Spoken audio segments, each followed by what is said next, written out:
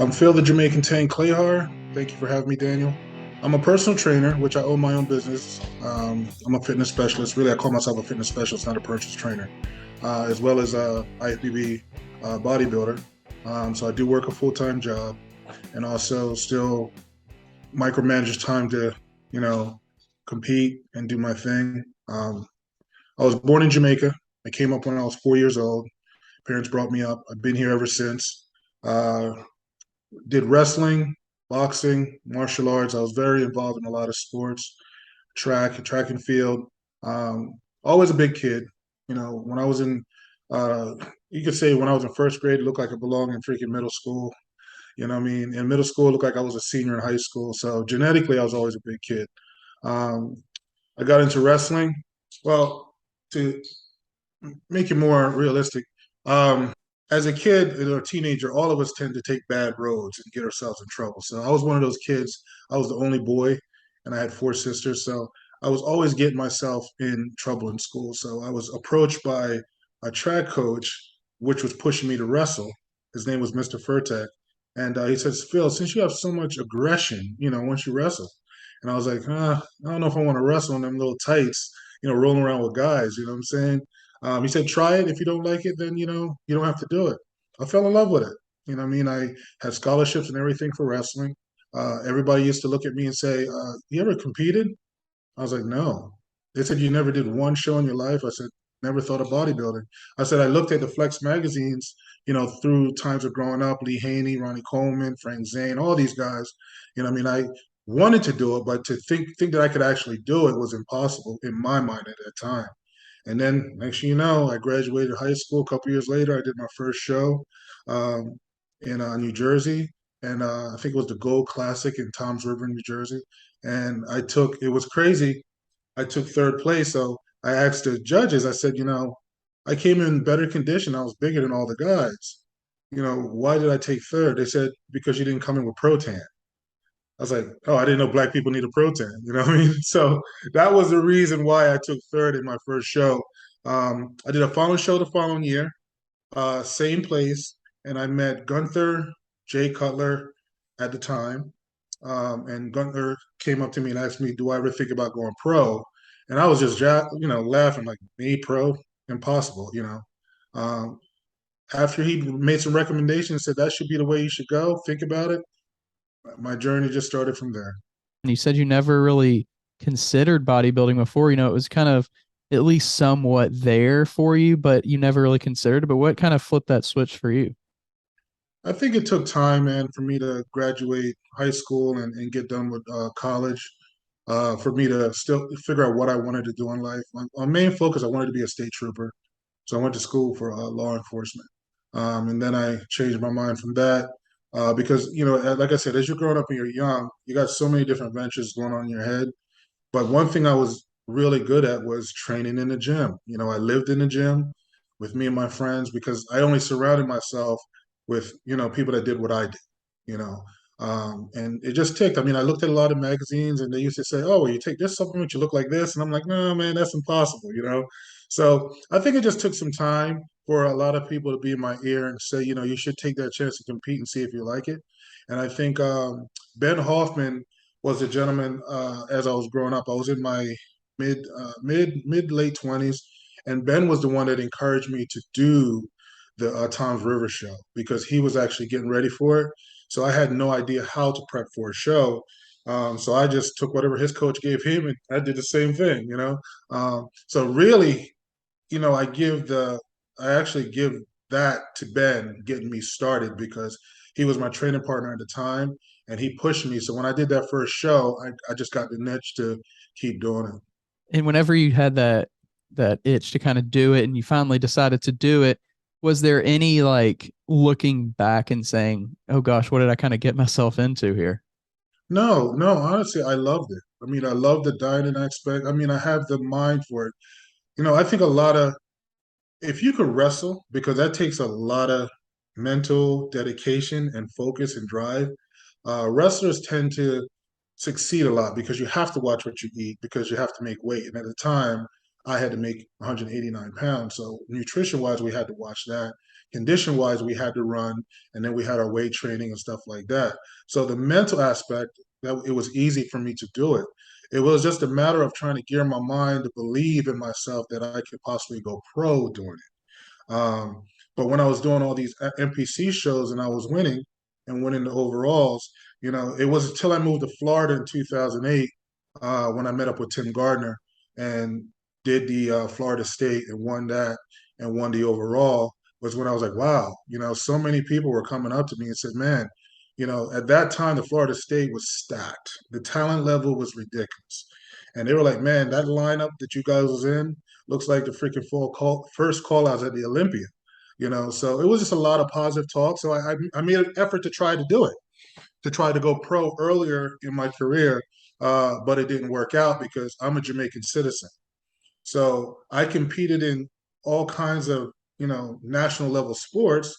Even if you look at NFL, no, you don't have to be a citizen to play in these top leagues, right? So it was kind of curious to me why. So, we had a lot of people write letters to the IFBB trying to get me into the nationals, and obviously it was turned down. So that put a little, damper and a spark that I had.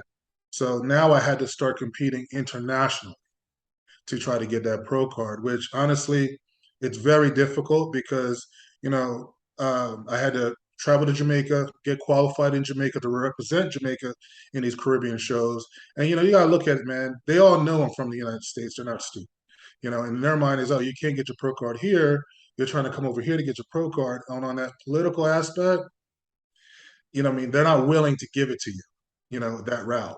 Um, but I did some show in Grenada, and I can't recall the show prior to the Grenada that I did, but I do know when I was in Grenada, the chief of the IFBB at that time, they were together back then, but they separated. But the head guy came up to me when I was eating in the cafeteria. At this point, I was disappointed. I was shutting everything down. I was like, probably the pro thing is not cut out for me. But he came up to me and he said, listen, can I talk to you? I didn't know who he was, but I was like, okay. And he told me who he was. And he said, we're going to let you know why, you took third. Because they gave me third. I should have won that show. He said, we passed a vote earlier in the day, in the morning, sorry, which was unfair to the athletes. You can't just pass things and then expect us to fix it. And at the time, I overcarbed up, so I had a slightly extended stomach. So he said, you came in great condition, you have great structure and shape, but we had to mark you down because of the stomach. So, I took what he said, and he said, listen, they have a Ben Weeder show in Toronto, Canada. He said, if you fix the problem and you do that show, I believe you will win. He said, I will be there. I am the one that's judging. He said, but fix the issues we're asking you to fix. And if you could go do that show, what I mean, that'll be great for you. So in my mind, I mean, that's probably a God thing. So we, I had to get with Joel. Joel Stubbs was who actually got me ready for that show. His guy was the one that beat me uh, out there. So Joel said, my wife kept saying, you should go talk to him. I said, I can't approach, I'm just not that way. I'm Jamaican. I just don't approach people and ask for help. That's just not my style. So she went up to him and spoke to him, and he came up to me and it was like, listen, I mean, I'll help you get ready for that show. He said, uh, I believe you did great, I mean, at the show we just did. We could make some improvements. And he helped me. I asked him what I should pay him, and he said, listen, don't worry about it. I think in a way he kind of felt bad because he probably thought I deserved the win. I don't know. It's just me. So he helped me. We went out there and I looked at the lineup because as bodybuilders, we're walking in the lobby and we're checking out all the other competitors. So I heard all the judges, they were having a meeting prior and they were saying how this was the biggest show ever they've had in the open division. So I saw this one guy, I'm like, good God, look at him, Patty. He was huge. He had a ring in his nose, tattooed up, and he was a big boy. So we entered it. So I entered the Masters and the Open, and I won both. But I did tell my wife, I said, listen, if I only win the Masters and don't win the Open, then I'm not, I just don't, and this is my personal belief, whoever's watching, I just don't think sometimes if you go pro and masters and you can go pro and open, you technically don't belong in the open. That's just my opinion because it's letting you know where you stand, you know. So I said if I can win the open, then I'll do it. And I ended up getting the overall for the whole show. So that was telling me that I knew I could succeed in the IFBB. When it comes to science-backed supplements that taste great, 2NS is your one-stop shop. They truly maximize quality by making their own supplements in-house.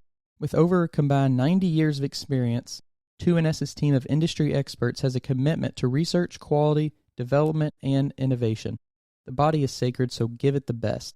Check out all 2NS has to offer at secondnaturesupplements.com. That's 2ndnaturesupplements.com. When you did those international shows, what is the competition like? What is the, not just a competition, but what is kind of the difference between the, just the bodybuilder, international bodybuilder versus the American bodybuilder? I think I don't think it's a superiorly big difference, but I do see that they're very by the book. You know what I mean? They're very by the book. Um, Whatever the criterias are, there's no names. You know what I mean? Some of these shows when you enter, they always have that front runner, right? Even in amateurs, they have that front runner. So the judges are strictly looking at that front runner, right? In the international shows, there were two front runners ahead of me at the Ben Weeder. You know what I mean? There was a guy already a shoe-in to win that show. So they weren't expecting me, and that just, completely scrambled the whole game plan. But they were fair, 100% fair. I'm not saying that the American judges aren't fair, but I just look at how they do in the Caribbean, and basically you come in at your best, regardless of who you are.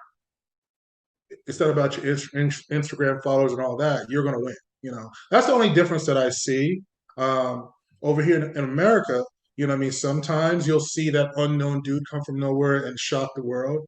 But you look at the higher percentages, sometimes it's just not the case. So kind of more political over here. I think it's political everywhere. I don't want to just signal out America, but I think there's politics plays in every sport in the world. And that's okay. I mean, I'm not saying it shouldn't because, bodybuilding now became a business. I firmly believe from what I researched back when Joe Weider was alive and everything, his vision was different. If you look at those competitors back then, I mean, of course they look nothing like us now, but he was all about that pretty structure, that symmetry. Wasn't He wasn't about big super mass monsters. That wasn't what his vision was at that time. And I researched this guy from when he built the IFBB from ground up.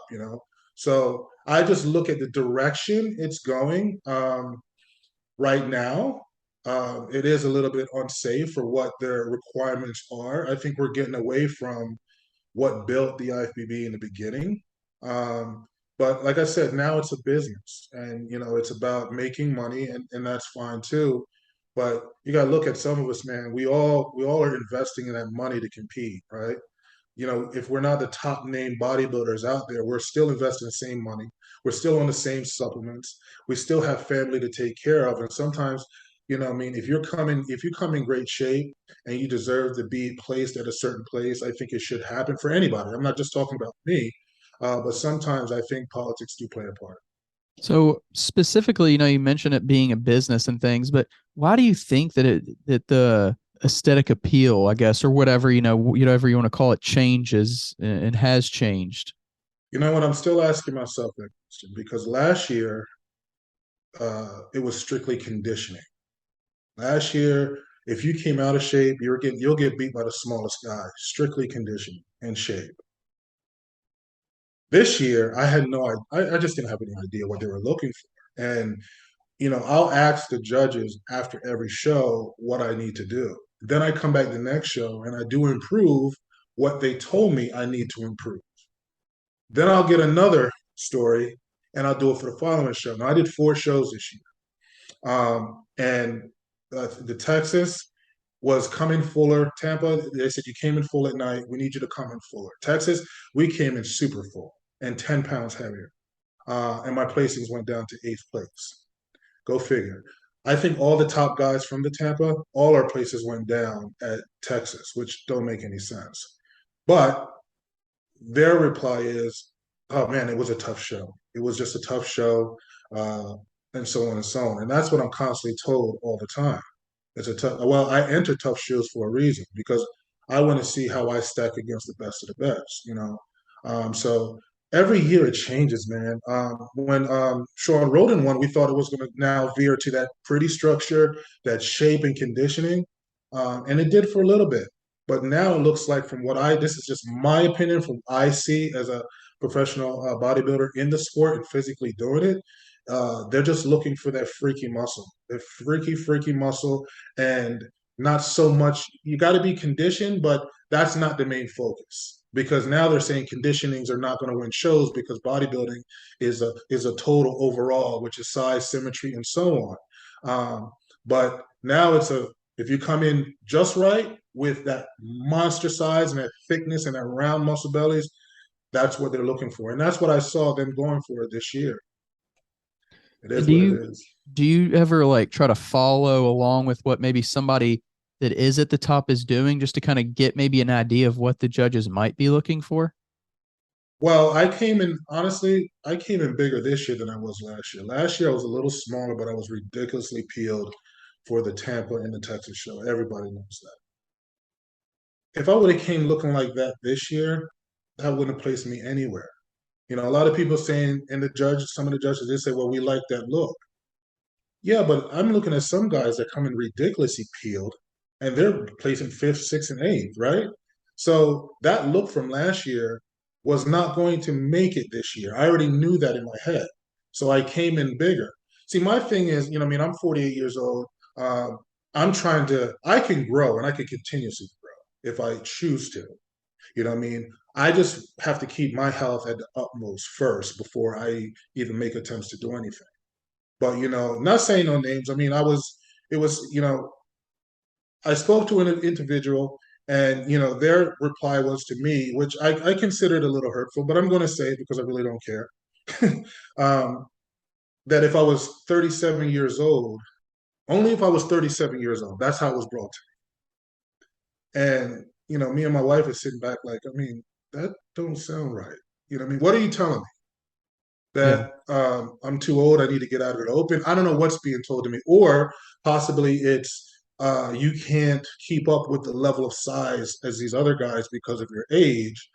Whatever it was telling me, honestly, tell you the truth, you just never tell an athlete that because now you're telling me you basically judge me because of my age. That's how I'm taking it. I don't know how they were delivering it. But I'm going to prove that person and anybody else wrong because I know what I'm capable of doing, long as I keep my health in line. And with the coach I have now, my health is being kept in line. But we're going to do our best, God willing. They're going to see a whole totally different person next year.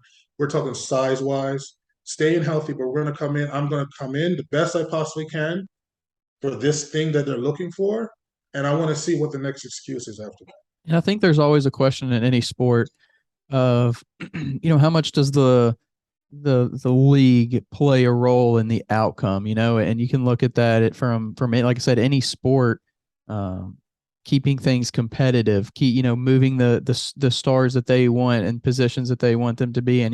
It's a little bit maybe conspiracy, but like it just seems like it happens in everything. So it'd be almost crazy not to just admit that it's a possibility at least. You're 100% right. I believe all that is happening. But here's the thing, and I had this discussion with a lot of different people, even local, owners of gyms and stuff like that, just asking their opinion and poking their brain.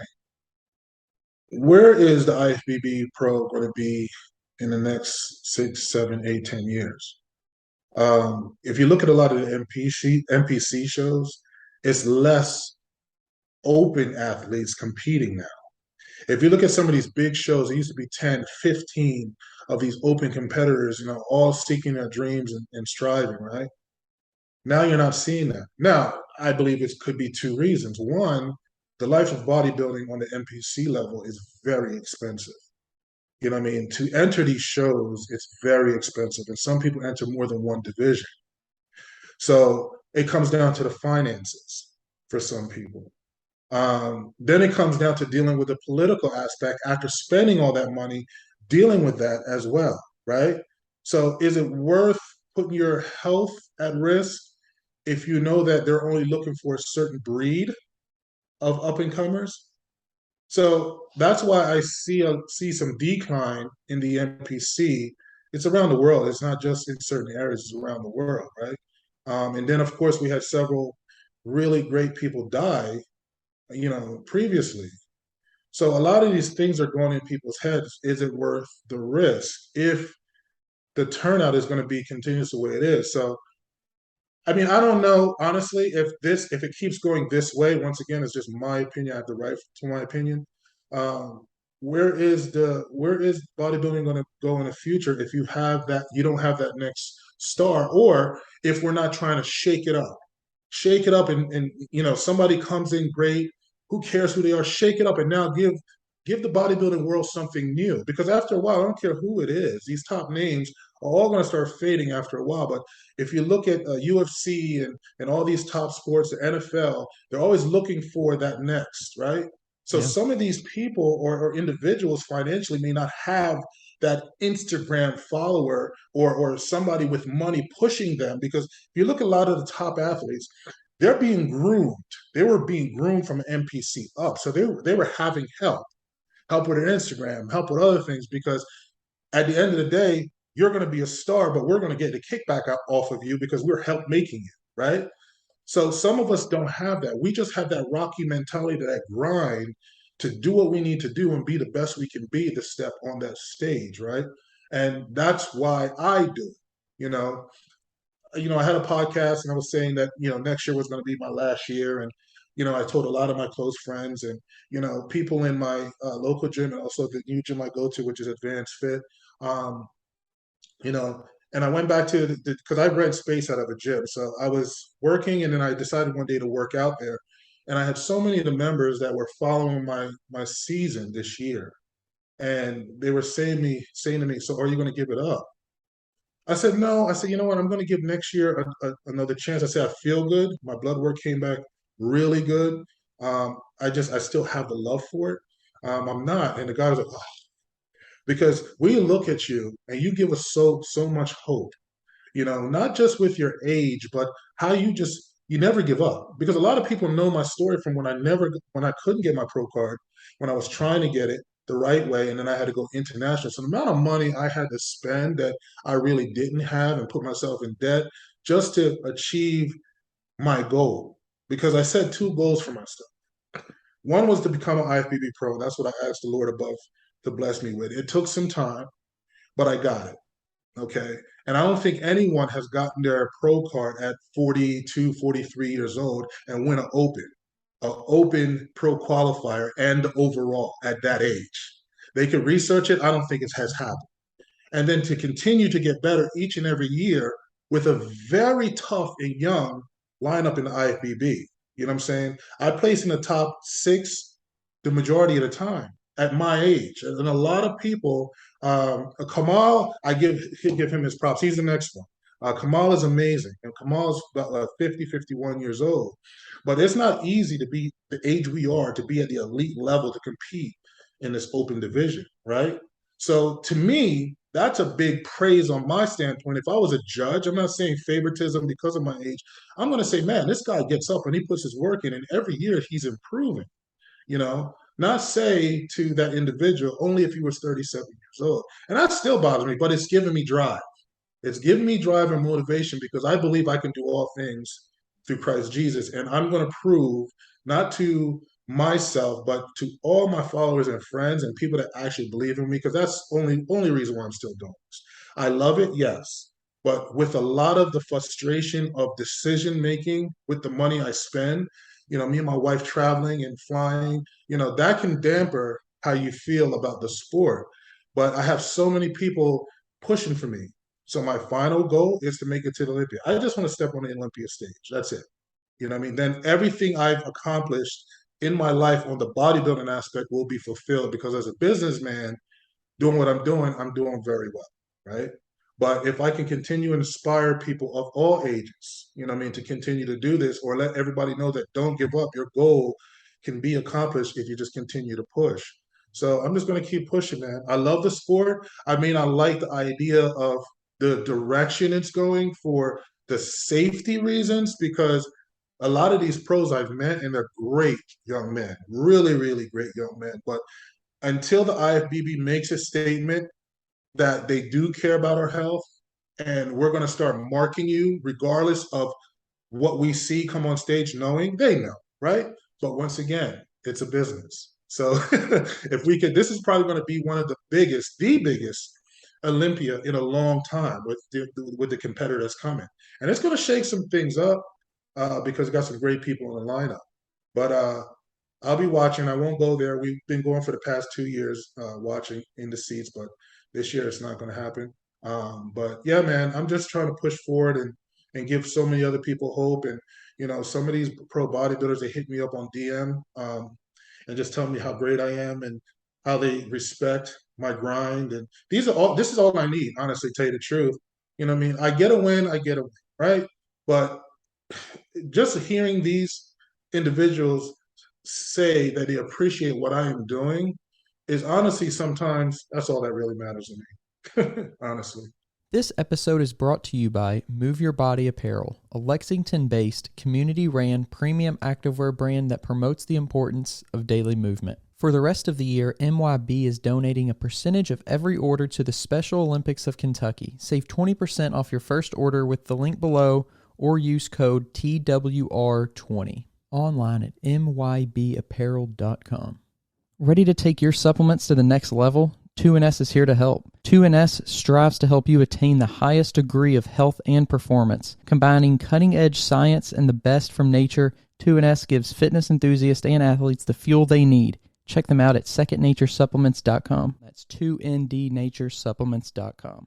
In a sport where, it really is kind of like all on you, you can't really compare it to many other sports, mainstream especially. So where if you're a pro, football player, pro basketball player, you're getting, the treatment of the team, that the team is taking care of you. The team is flying you here. The team is taking care of these meals. The team, in bodybuilding, there's so many pros and so many people just, doing it by themselves. And it just goes to show how much the sport really does mean to people. Yeah, it is an individual sport. You're 100% correct. I mean, teams are only when you're in the NPC, when you have a team or you're on a team, where you'll get that support from the other team members. But as a pro, um, there's really no team. I mean, your coach does his job. He gives you the direction, the nutrition, the guidance. But at the end of the day, you're home, you're by yourself in that gym and you're training. I see a lot of the pros that do need that assistance, which is nothing wrong with that, with being trained by the elite trainers out there to push forward and become better. Me, on the other hand, I train myself. Once in a while, I may jump in and train with somebody, but I train myself because I tell myself this: if I was able to get this far by doing what I'm doing, and this far by making the improvements with my training, because I know my body. Nobody knows my body like me, right? Um, Knock on wood, never been injured, not one time. You know what I mean? I love being by myself in focused training. You know what I mean? Now my wife is with me. She helps me. She trains with me. She helps me takes off plates and stuff like that. So technically, I'm not in it by myself because that's what we call a team Clahar. Not too many of the top pros have that. But you know what I mean? I just surround myself with great people regardless. Even in the gym I'm training at now, I had to make a change because I'm looking for big things for next year. So I needed to be in a bodybuilding gym, and that's where I'm at now. And they treat me very well. Charles and the whole Advanced Fit family and team treats me very, very good. So with having that place now, with the necessary equipment to make the changes I need to make, it's going to be promising. So yeah, man, it is very hard. It is an individual sport at the end of the day, but I tell myself, listen, man, if you're able to get yourself from A to B by yourself, why can't you get yourself from, B to C by yourself? But some people just don't have that. They need to be pushed. So they have to have somebody there to keep them on that grind. Me, I'm on the grind when I get in the gym. My whole mentality and focus completely change when I walk through those doors. So And you mentioned health. What kind of, health markers or what kind of things are you looking for when it comes to making sure that your health is there first? you got to look at obviously the liver, the kidneys, your creatinine, your glucose. I mean, there's a lot of main things, but the big thing is your filtration system.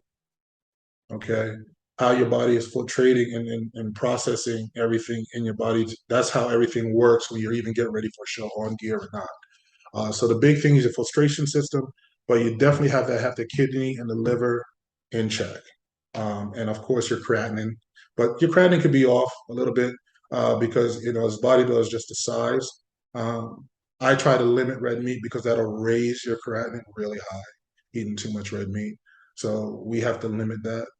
But just the basic, man, liver and kidney, keeping creatinine in check, your glucose, and of course, I mean, cholesterol, that's going to float here or there, but that's not nothing really serious. And how have you kind of managed to, over obviously as you continue to get older, things become, I guess, more disturbable, if that's the right word. Things can change maybe a little bit easier. So how have you kind of, over time managed your health in different ways? Well, the big thing that has me where I'm at now, even at my age, is I was on a retirement from 2009 for about 8 years. So for about 8 years, I trained, but what I mean, I didn't abuse anything. So you got to look at some of these pros that's been going from a young age, let's say 15, 10, 15, 14 years of just consistent anabolic use. I mean, after a while, that could take a toll. Um, Doing a lot of shows, which I'm against. And this year I did push it with that fourth show, but I felt good. Last year when I did the Texas, which was my third show, a lot of people were asking me to go to the Legion, but my body was telling me something was not good. So I did not pursue after that. I listened to my body as well as get my blood work done. So I firmly believe for me, less is better. I don't think you need to take more to be an elite pro. Some people in their mentality believe that. Your coach will give you a protocol and a game plan. I believe that a few pros tends to up things on their own. And sometimes that'll fall back on the coach, but the coach don't know what they're doing. They're not there when all that's going on. So there's a lot of different revenues with taking care of your health. You know what I mean? Listen to your body. Stay up on your blood work. If your blood work is just okay, that's not okay to start. Because when I got my blood work 2.5 weeks, because to get my refills for my personal prescriptions I get, I had to go see that doctor. So 2.5 weeks, I had to get my blood work done, which is too soon. But my blood work was okay, just okay. The doctor wasn't alarmed because he understands what I'm doing. But my coach wasn't comfortable with that. So he said, let's go for another 4 to 5 weeks and get these numbers up even better, right? Some coaches will go by okay. That's where you get into problems when you now start your off season too soon, right?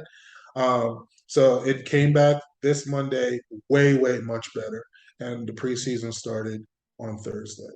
There's always that more is better mentality, whether it be training, whether it be, anything. There's always, especially for the less experienced person, the less maybe educated person, it's always like, oh, if I can, train this one time a week, it's good. But if I train it 2 or 3 times a week, it's even better. Yeah. I think it all comes down to just finding that perfect balance, not necessarily more, not necessarily less.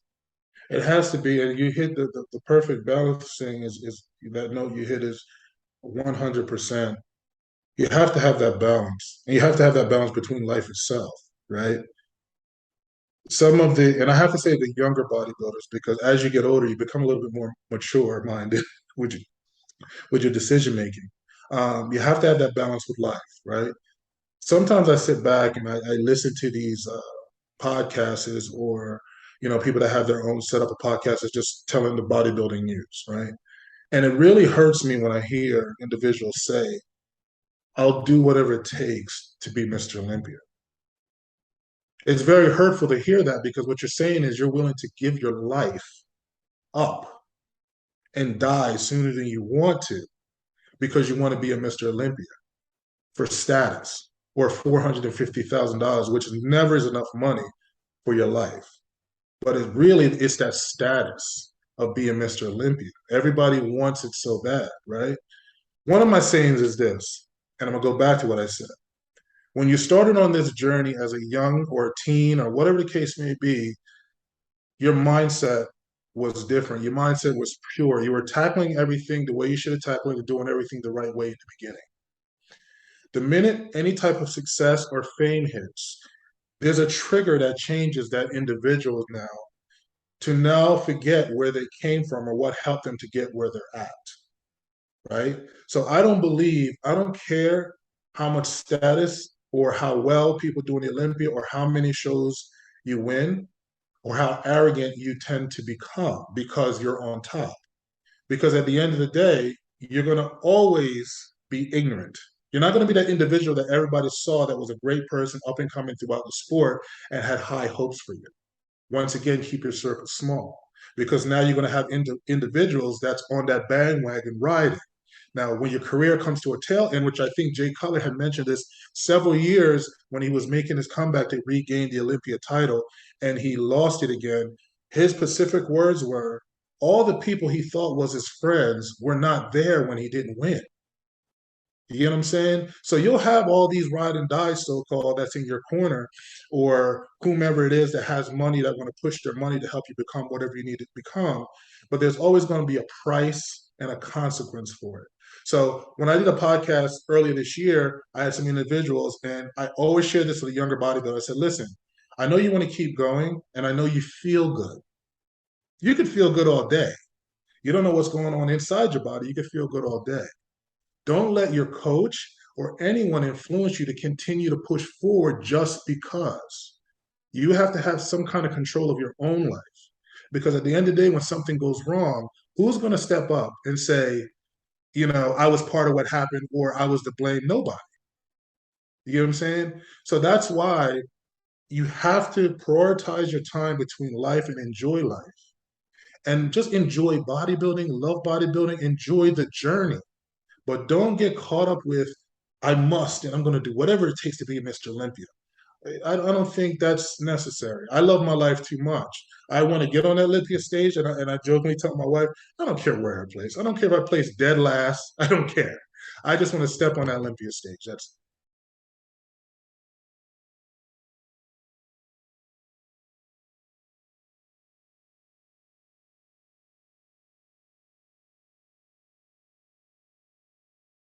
And do you think that like because bodybuilding is more becoming stronger, becoming bigger, do you think that it's like because it's that as a sport and because and maybe even more for men, like that there's this natural instinct to like have more of a cockiness because it's more almost like becoming, if you look at the history of people becoming big, becoming powerful, that gave you more like in society, like a sense of power. So do you think that somehow plays into it more for bodybuilding than maybe like basketball or football, to where that's not necessarily like ingrained in our DNA that throwing a ball or shooting a ball, gives us this power, but becoming big, becoming kind of, bigger than average, more, superhuman in a way.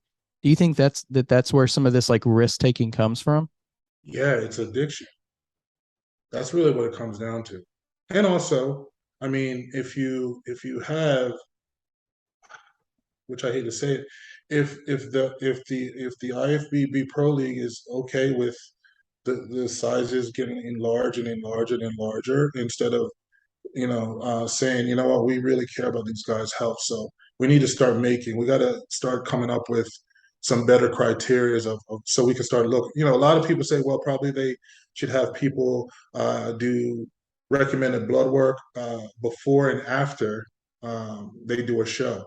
I think that's a wise idea, but because we're really independent contractors of bodybuilders, they don't do it. But I just think that they can step up to try to help make the sport a little better. You know what I mean? Because I mean, yes, we're doing things on our own and we're taking the risk on our own. And some people do get that mentality of addiction, thinking the bigger I get, the better it's going to be. But I have had heard some previous pros say that they wish they never got to the size they have gotten because when they looked a certain way, they looked great, you know. But now you have Big Romney. See, before it was Ronnie Coleman, and everybody was chasing Ronnie Coleman, right? Then you have now we have Big Romney, and everybody's chasing Big Romney. You know, I just think that some of these pros, their structure when they were doing great, and then when they start getting bigger, which we all know, no matter what, the bigger you get, okay, the thicker your waist is going to get because you got to shovel more food, okay. Um, so they try to play that big game because they think that's doing great because look at Big Romney. Well, Big Romney is a whole totally different specimen. Nobody, you know what I mean? I give the man this problem. He's a total different specimen. To try to chase that is nonsense. Just be the best you can be for yourself. And everything to me, I believe, comes into a role. Now, the arrogancy, I don't think that's even necessary with some of these pros. I mean, if you're already that way before you got into bodybuilding, now it's going to be more amplified by you because you're now doing supplements and your head's up in the air and you know your fans are blowing you up and all that great stuff. But you know what I mean? I tell people, look at me. I never, the same way I came in the sport is the same way I still am. The same way I conduct my life outside of bodybuilding is the same way I am. I've never changed. Success is not going to make me change because I always respect every single pro and I love every single pro. I talk to them all. If I'm behind them and they're in first call outs, you know what I mean? I'm cheering for them. I'm giving them tips. If I see them posing and then we go back, I'm like, listen, you don't got to pose that hard. You're starting to shake.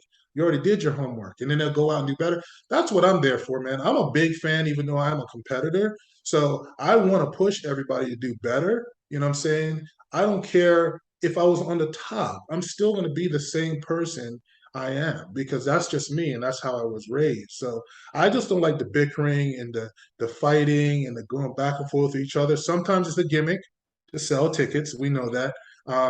But some of the things I hear sometimes, it's just highly ridiculous. I mean, they're chopping up pros because they come out of shape, you know. And I gotta say this on here, and I really don't care who says anything, because it's really bothering me.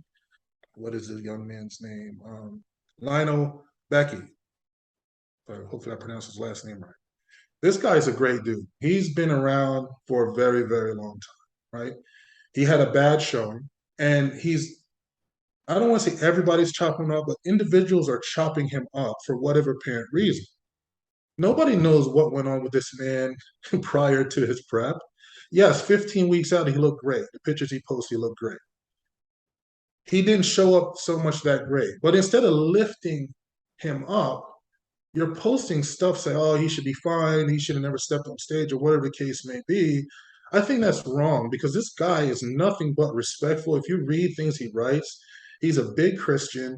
He loves everybody. And with even all the stuff that's being said about him, he did not reply negative. He just said, I love every competitor. And sometimes things just don't go right in our life, but we got to keep it upstairs to the Lord above and keep pushing. Very positive. No comeback, no nothing, right? And it just hurts me because I see that. And we're all going to get in that place one day where everything's going good and you're going to step on stage and things just don't look that great. It happened to me at Boston. You know what I mean? And I took it on the chin and I kept pushing forward, right? So that's what I'm saying. I think we need to be lifting each other up and not putting each other down because we're up here and somebody is here, or somebody's above you and you're trying to find something negative to put them down. It's unnecessary. I think that for this sport to continue to survive and succeed, if you look at back in the 80s, how they all trained together, I mean, they all loved each other and they were still competing against each other. So it was no animosity, right? Now it's just, you know, I'm on top. I want to keep being on top. And I think I'm the face of bodybuilding or I'm the face of whatever. And I think I can speak whatever. Yes, everybody can speak with their own opinion. I'm just saying have some compassion with athletes that may not be on top or may not be doing so well because you don't understand how much mentally they can take in their mind or what's going on in their life outside of bodybuilding. You push them over that edge to do something either to themselves or somebody else. It's not worth it. With a couple kind of maybe, years left in the bodybuilding tank, what do you see as kind of your next goal, your next challenge, your next thing that you want to achieve after bodybuilding? After bodybuilding, man, I just want to continue to do what I'm doing now, man. Giving back to my community, my young athletes that I help train for shows. Because I don't just have a personal training business. I also deal with uh, NPC athletes. I have people that I basically like life coach or fit coach, just average people that just want to have a healthy lifestyle and just needs that accountability. So my hands is in a lot of different things, and I want to continue to do that.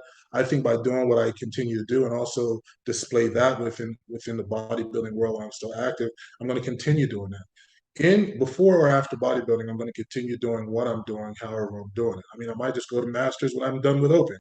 You know what I mean? I don't know. But as long as I can continue to be an inspiration to many, because I think that is my purpose that was given to me by the Lord above to continue to do what I do and continue to see the rewardment and the joy with other people either living through me. And like I tell my young athletes, I'm living through them because they're going to go pro and I'm going to be happy just to see that. So if I can continue to change lives, you know what I mean, as much as I can with everything I do, that's what I'm going to do. And that's the legacy I want to leave back. When I'm gone, I want everybody to say, man, this guy was compassionate.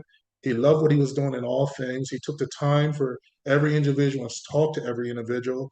You know, when I get done these shows, I talk to people. I'm not in a rush because I want to go eat my food or prior to the show, we all are a little miserable. I still take pictures. I still talk to people.